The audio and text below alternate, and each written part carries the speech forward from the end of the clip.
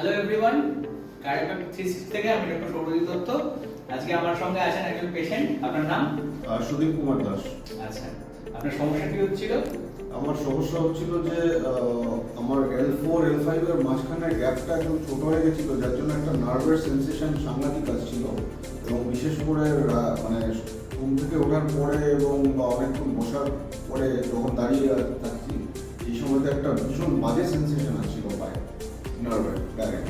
ওকে, so ওনাকে আমরা কিছু ট্রিটমেন্ট সেশন দেব এবং দেখব উনি কিরকম ফিল করছেন। ওকে,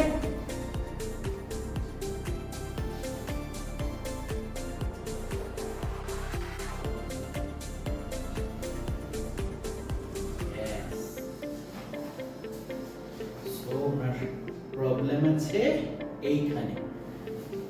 আমি একটু ছোট্ট করে একটা অ্যাডজাস্টমেন্ট করব। নাইস।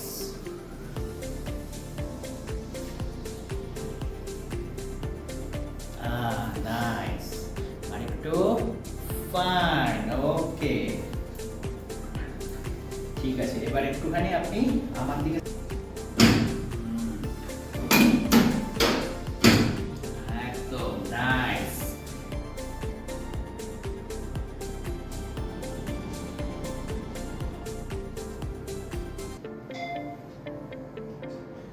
আমরা এখন ওনার পালসটা দিয়ে রিলিজ করছি।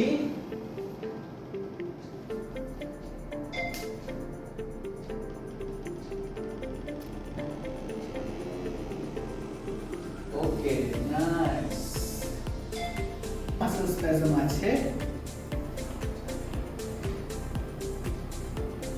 যেহেতু উনি বলছিলেন ওনার পেনটা নামছে পায়ের দিকে, সো L4 L5 উনি বলছিলেন, এবং S1 ও ইমপিজমেন্ট আছে ওতে অবশ্যই, সেই জন্য পায়ের দিকে পেনটা নামছে।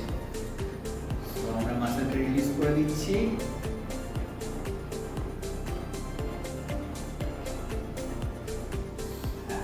এবার বলুন কেমন ফিলিং হচ্ছে? ট্রিটমেন্টের পরে তো যথেষ্ট রিল্যাক্স লাগছে জায়গাটা, যেরকম ধরেছিল একটা টাইটনেস ছিল সেটা অনেকটাই লুজ হচ্ছে। আচ্ছা, খুব ভালো। তা সো ফ্রেন্ডস, আপনারা দেখলেন যে উনি একটা সিটিংসের পর অনেকটাই রিলিফ ফিল করছেন এবং পেনটাও আগে থেকে উনি বলছেন অনেকটা কম আছে। হ্যাঁ, অবশ্যই কিছু সিটিংস লাগবে, কিছু সিটিংস হলে পরে এটা পুরোপুরি ওকে হবে। So very good. আপনি আরো একটা সিটিংস দিলে পরে আশা করছি আপনার যে গোল আছে সেই গোলে আমরা ফুলফিল করতে পারবো। ওকে, থ্যাংক ইউ।